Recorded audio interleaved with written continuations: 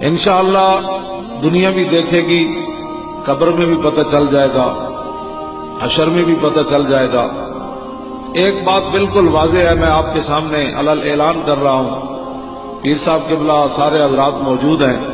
جو بندہ منافق ہوتا ہے نا، وہ کسی بات پر راضی نہیں ہوتا، یہ منافق کی پہچان ہے۔ سیدنا صدیق اکبر سارا مال لے آئے غزوہ تبوک کے موقع پر، تو منافق کہنے لگے یہ تو ریاکار ہے، یہ تو لوگوں کو دکھانا چاہتا ہے کہ میں کتنا سخی ہوں۔ حضرت عقیل انصاری 1 کلو کھجور لے آئے، غریب ترین صحابہ میں سے ہے، آپ کے گھر کلو کھجور بھی نہیں تھی۔ ایک یہودی کو کہا کہ میں تیرے باغ کو ساری رات پانی لگاتا ہوں، کیا مزدوری دے گا؟ اس نے کہا 2 سیر کھجوریں دوں گا۔ تو آپ سحری کے وقت 2 سیر کھجوریں لی، ساری رات کنواں چلایا یہودی کا، اور اس کے بعد وہ پانی دیا۔ 1 کلو گھر کھانے کے لیے دی، تو دوسرا کلو چھپا کر حضور کی بارگاہ میں لائے کہ حضور صدیق اکبر جتنا مال تو میرے پاس نہیں ہے، حضرت عمر جتنا بھی نہیں ہے، عثمان غنی جتنا میں امیر نہیں ہوں، عبد الرحمن بن عوف جتنا میں امیر نہیں ہوں کہ سونا پیش کرے، میرے پاس تو یہ کلو کھجور ہے، یہ قبول فرما لیں۔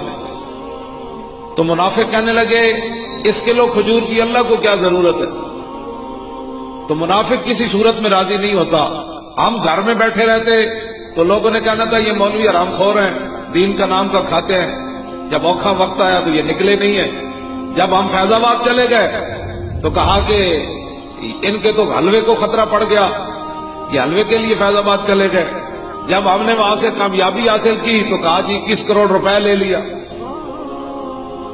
تو اس واسطے ہماری ڈیوٹی یہ نہیں ہے کہ ہم مخلوق کو راضی کریں، ہم جن کے لیے کام کر رہے ہیں اذ لا فرق بین موتہ و حیاتہ فی مشاہدتہ لامتہ و معرفتہ باحوال منیات و عزائم و خواطر وذالک عندہ جلی لا خفا بہ۔